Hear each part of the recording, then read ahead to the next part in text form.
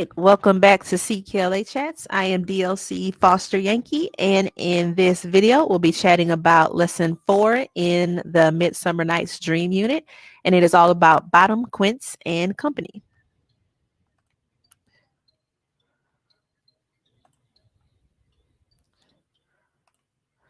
All right. So lesson 4 is comprised of 4 separate subcomponents to make up the 90-minute ELA block, and we'll talk more about those in depth throughout the video. The first subcomponent is the acting warm-up, roaring for 10 minutes. So for this subcomponent, the teacher is reminding students that they are working on A Midsummer Night's Dream by William Shakespeare, and tells them that they will warm up with a line from the scene on which this lesson focuses. The teacher projects the line, which is in the center of the screen here, and a volunteer reads it aloud. The class reads the line together several times, and the teacher can give them directions on how to say it or have students suggest different moods in which to read the line, such as scared, excited, or annoyed. Students should be encouraged to really roar on the word roar. If the class has already discussed onomatopoeia, the teacher points out that this is a great example of it. If they haven't, the teacher defines it for students, and students record the definition on the literary vocabulary page of their notebooks. As a check for understanding, the teacher asks each student to give an example of onomatopoeia. If they struggle, the teacher provides a prompt. What do you hear when, for example, a bee flies by you? Okay.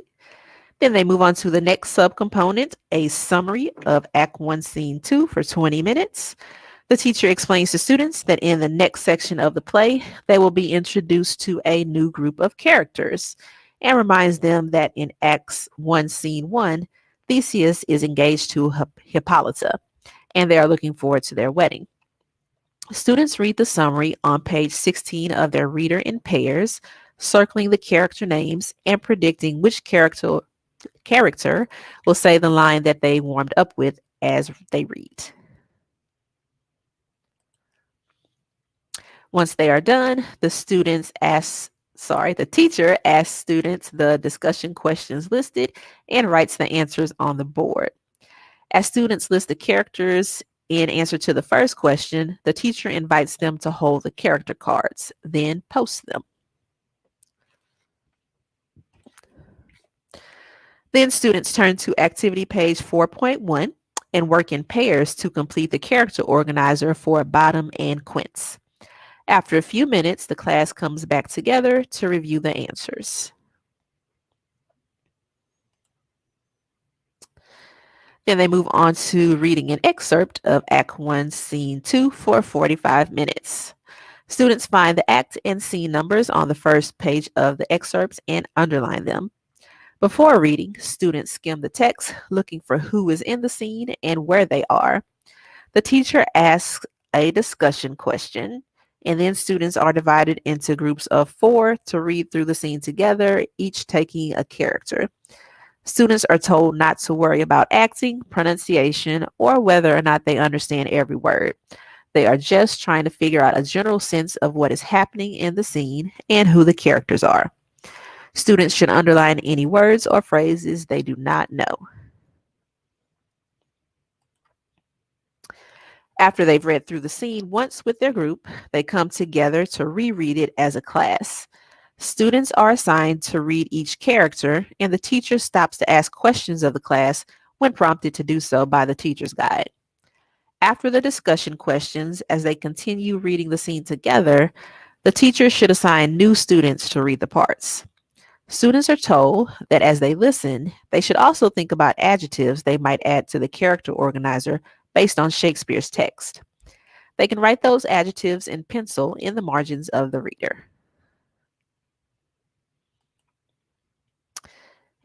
And on this page, we have a list of some of the discussion questions that the teacher is posing to the class as they read the excerpt.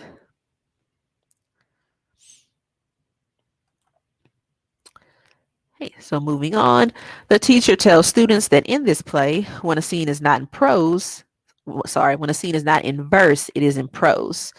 Students copy the definition of prose on the literary vocabulary page of their activity books.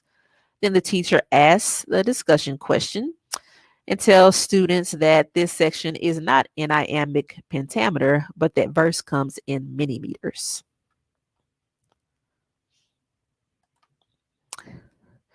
Okay.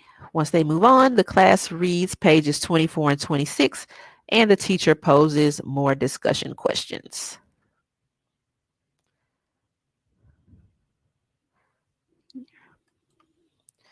Okay. They continue reading pages 26 through 28. The teacher poses more discussion questions and when understanding Shakespeare's language activity in the next lesson as they did in the previous lesson. And they will discuss the words and phrases that they have underlined then.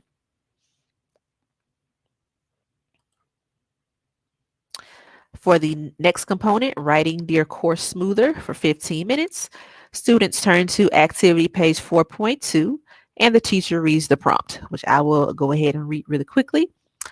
Duke Theseus is busy selecting the entertainment for his post-wedding reception. One applicant is the Workmen of Athens Theatrical Club. Based on your reading of Act 1, Scene 2, do you think he should hire the club? Respond to the Duke's letter explaining why or why not. Questions to think about include, do you think they'll put on a good play? What about the characters makes you think that? Make sure to use at least 2 details from the text to support your response. Okay? So they will have students write their responses and remind them that the course smoother provides advice to characters in a play. At the 1-minute warning to wrap up their writing, the teacher takes a show of hands to see whether or not the class would recommend hiring the Workmen of Athens Theatrical Club. As time allows, students are encouraged to give reasons from the text to support their decisions. The teacher can also collect the student's course smoother assignment for a review of student writing, and that would be a good example of some student work to analyze during a PLC. And that concludes the video for lesson 4. Thank you for watching, and I will see you on the next video.